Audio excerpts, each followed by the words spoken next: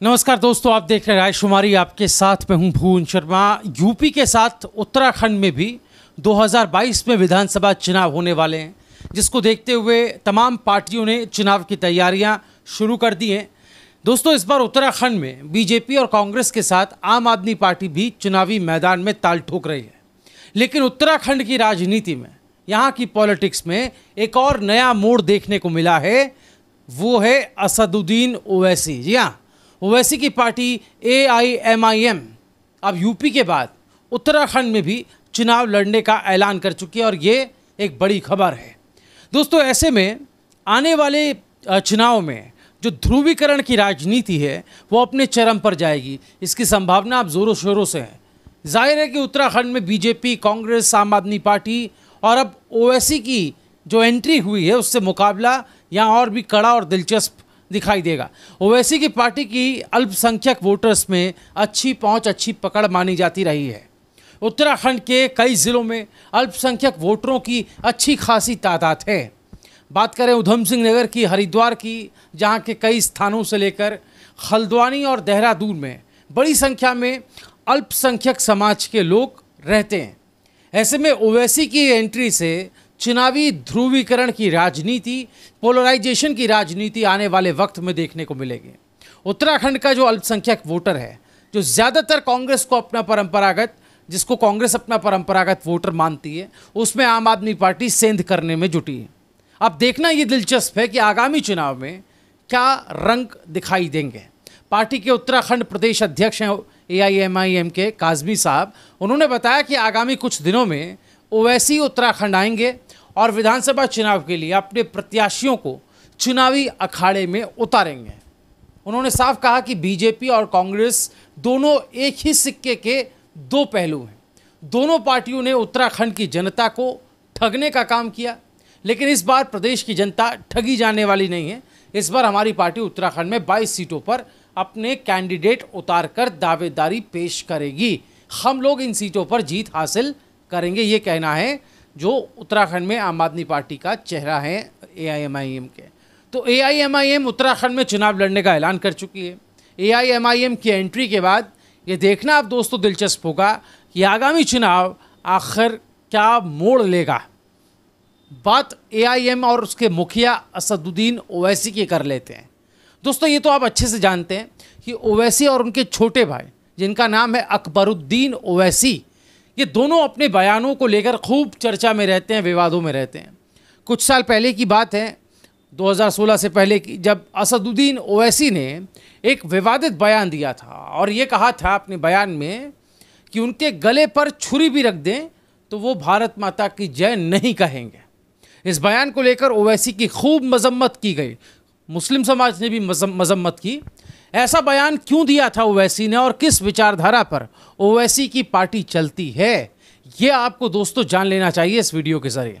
जिस AIMIM party के मुखिया हैं ओवैसी, वो एक मजलिस हुआ करती थी। ये मजलिस लगभग 80 साल पुराना एक संगठन है। इसके इतिहास के अगर हम इसको दो भागों में बांटें, इससे आसानी से समझ सकते हैं। 1928 में नवाब महमूद नवाज खान ने इसकी स्थापना की।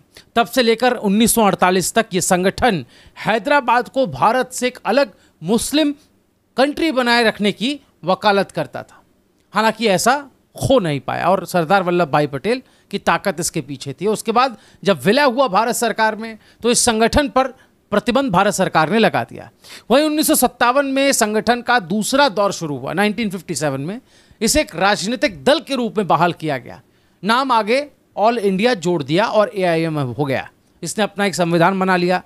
हैदराबाद में भारत के विलय के समय मजलिस के अध्यक्ष रहे कासिम राजवी पाकिस्तान जा चुके थे और पार्टी की बागडोर अब्दुल वहाद ओवैसी को सौंप गए थे।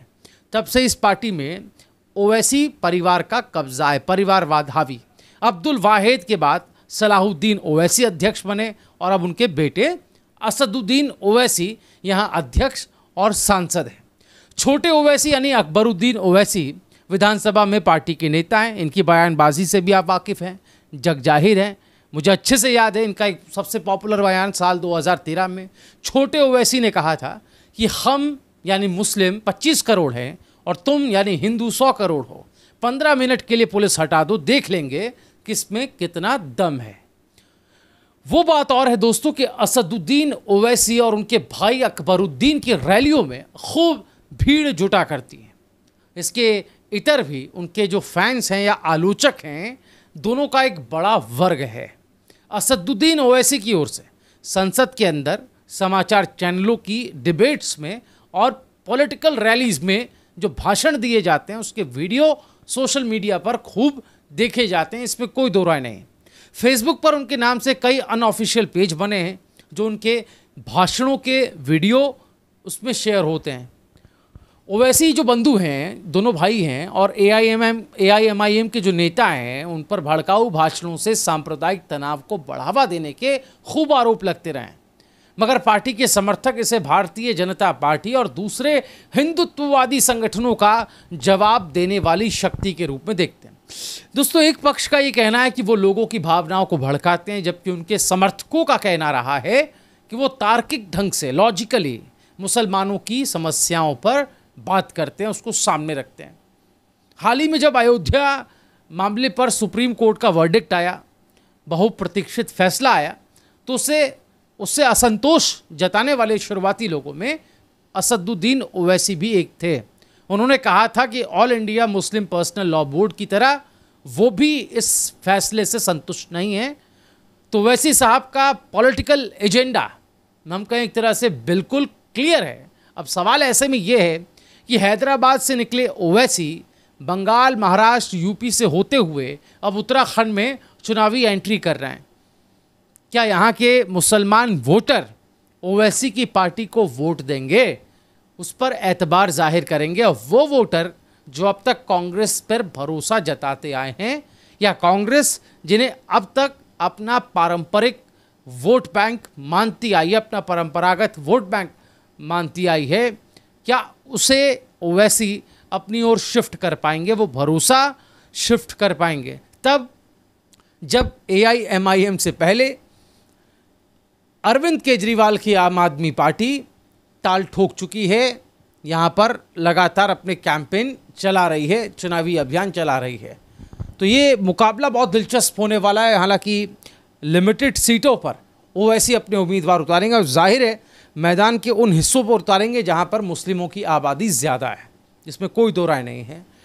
लेकिन देखना ये होगा कि जो ध्रुवीकरण की राजनीति तमाम राज्यों में, ख़ासतौर पर उत्तर प्रदेश में और बिहार में देखने को मिलती है, क्या वो ध्रुवीकरण की राजनीति, धर्म के आधार पर ध्रुवीकरण की राजनीति, क्या उत्तराखंड में भी देखने को इस बार मिलेगी? क्या इस बार का चुनाव बहुत दिलचस्प होने वाला है? क्या इस बार का चुनाव बीजेपी के लिए एक बड़ी चुनौती लाने वाला है? क्या इस बार का चुनाव कांग्रेस जो अभी विपक्ष में है, जो सत्ता में आने का ख्वाब देख रही है, उसके ख्वाब को पूरा करने में मुश्किलें पैदा करने वाला है?